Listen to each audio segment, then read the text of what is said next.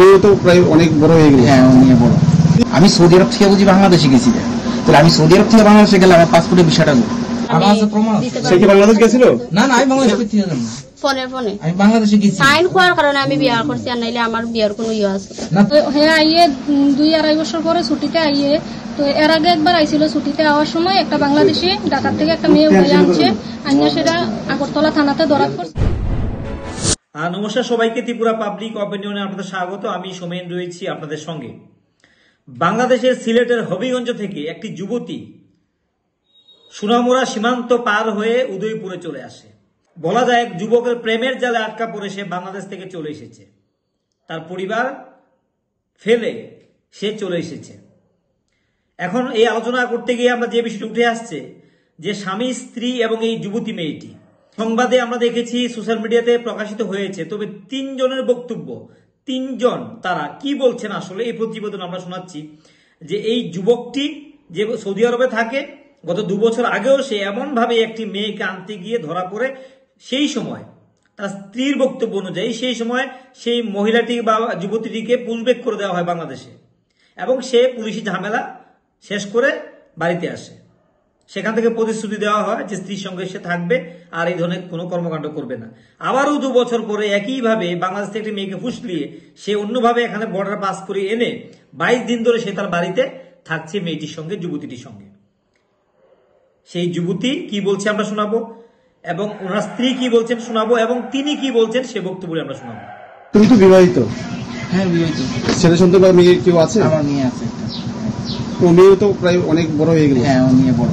তো তোমার স্ত্রী সন্তান থাকা সত্ত্বেও আমি যেহেতু বাইরে থাকি, তাহলে আমার ওর ফ্যামিলির সবাই আছে, আমি মোবাইল কিনে দিছি আমার ওয়াইফকে। প্রশ্নটা ওঠে না, তুমি বাইরে থাকো কি থাকো এটা না, তোমার স্ত্রী মেয়ে সন্তান থাকা সত্ত্বেও আরেকজন মহিলাকে যে তুমি বাংলাদেশ থেকে আনছো অবৈধভাবে, তো এটা এটা কি তুমি ঠিক করছো না সঠিক করছো? না, এটা আমার অলরেডি আমারও ব্লক মারি রাখছে অনেক আগে। কিন্তু কেন মারছে, আমি আমার ওয়াইফের সবকিছু বলছে। এখন যদি আমি সবকিছু দেখাই, ঘটনাটা বিশাল বড় হয়ে। আমি চাই না যে আমার ওয়াইফকে আমি বদনাম করতাম। খারাপ হলো এটা আমার ওয়াইফ, আমি আমার ওয়াইফকে কিন্তু বদনাম করতে চাচ্ছি না। হ্যাঁ, আমার ওয়াইফকে যদি আমি একটা প্রশ্ন করি এখন উত্তর দিতে পারবে না সে। তোমার অন্য প্রশ্ন, এখন যে মহিলাটা আমি সৌদি আরব থেকে বুঝি বাংলাদেশে গেছি, তাহলে আমি সৌদি আরব থেকে বাংলাদেশে গেলে আমার পাসপোর্টের বিষয়টা এটা মিথ্যা অভিযোগ দিচ্ছে। এটা ভাইবাসের আমার ওয়াইফ আমার বাসায় ছিল, তখন আমার পুরনো ঘর ছিল। তখন আমার ওয়াইফকে আমি বললাম, দেখো তোমার যে যত কিছু বলো, আমি আস্তে আস্তে 2 মাস টাইম আছে, তুমি আমার ডিভোর্স দিও না। আমি আমার ওয়াইফকে বলছি ব্যাপারটা আছে, কিন্তু আমি জানি না এটা ডিভোর্স নিচ্ছি নাকি। ও বাড়িতে দিয়ে গেছে ডিভোর্স। আঞ্চল করবে পরশু দিন আছে, মানে আমি সৌদি আরব থেকে আসার পরে ও পরশু দিন আছে। কোন জায়গা থেকে আসছে? বাংলাদেশ থেকে আসছে। 2 বছর আগে যে একটা ঘটনা নাকি একইভাবে ঘটছিল, হ্যাঁ একইভাবে নাকি একই ধরনের ঘটনা ঘটছিল আগরতলা। এটা তো সমাধান হয়েছে, তো আমরা 2 জনের মধ্যে সমাধান হয়েছিল। সমাধানের মধ্যে লেখা ছিল যে আমি যেখানে থাকবো আমার ওয়াইফ সেখানেই থাকবে। কিন্তু আমার ওয়াইফ আসার পরে মনে করেন যে মাসখানিক ছিল আমার বাসায়, সবাই ওদের ওইখানকার লোক এসে বলে দিয়ে গেছে যে তুমি মানে ওইখান থেকে থানার মধ্যে যখন আমার ধরা হয়েছে যে ঠিক আছে যা হয়েছে, যেহেতু আমার ওয়াইফ আমাকে ডিভোর্স নোটিশ পাঠাইছে, আমার সাথে থাকতে চায় না। আমি সৌদি আরবে যদি আমি সৌদি আরব থেকে যদি আমি বাংলাদেশে যাই, নিশ্চয়ই আমার পাসপোর্টের মধ্যে বিশাল লাগানো থাকবে। সৌদি আরব থেকে তার চুরি করে কেউ যেতে পারে না, পারে? আমি বলছি যে দেখো তুমি আমার ডিভোর্স দিও না, আমি বাসায় আসি, তারপরে তুমি সব কথা শোনো। ও বলছে না, তোর সাথে আমি খাইতে চাই না, তোর সাথে আমি থাকতে চাই না, কিংবা তোর সাথে আমি সংসার করতেও চাই না, তোরা আমি ডিভোর্স দিয়ে দিই। এখন মেয়ের এই দিতে পারে, তো আমি বললাম দেখো এমন করো না। তারপরে এই কথা বলার পরে ও আমার সাথে আর কথা বলে না। ও আপনি কি অনলাইনে বিয়ে করছেন ওকে? কাকে? ওকে কোথা থেকে অনলাইনে বিয়ে করছে? ও তো বলছে আমার পরিচিত হয়েছে বাংলাদেশে। বাংলাদেশে কই অনলাইনে বিয়ে? অবশ্যই বাংলাদেশে। না, তুমি আমার জোর জবরদস্তি করছো, এই কারণে আমি বিয়ে করছি।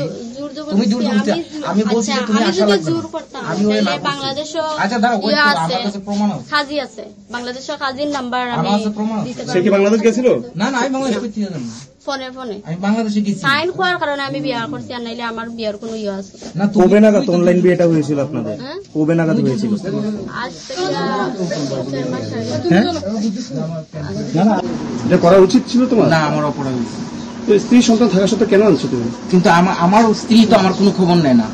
আমি যে বাইরে আছি, ফোন কিনে দিছি, ফোন কিনে দিছি, এখন যে টাকা পাঠাই। উনি কি বাংলাদেশ থেকে এসে তোমার খবর নিব নাকি? না না, উনি না। এখন খবর নেওয়ার লেগে আনছো তুমি? না, উনিরা আমি আনছিলাম সম্পর্ক হয়েছে দিকে, উনিরা আমি আনছি, এটা আমার অপরাধ হয়েছে, আমি স্বীকার যাচ্ছি।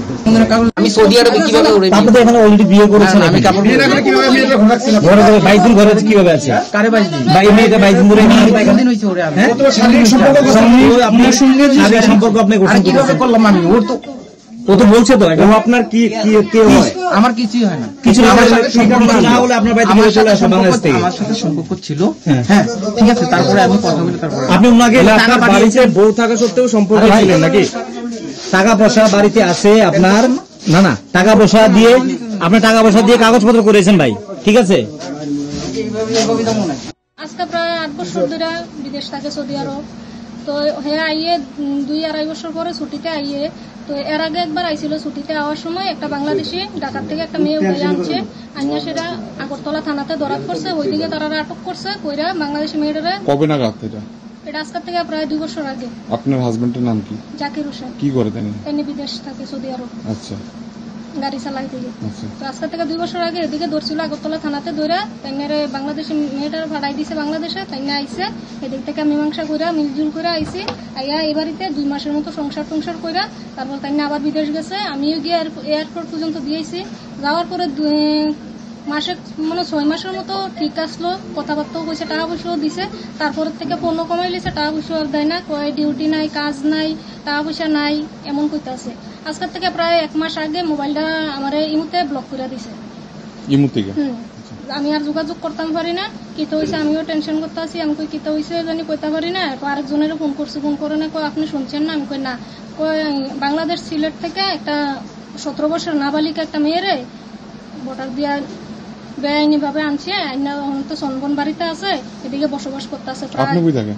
আমি থাকি শালগড়া বাপের বাড়িতে, আমার ওইদিকে দিয়ে গেছে, আমার মেয়ে এদিকে পড়াই বাপের বাড়িতে থাকে, মাঝে মধ্যে আই, হ্যাঁ বাড়িতে এদিকে আই। আপনার নাম কি? আমার নাম জামিলা বিবি।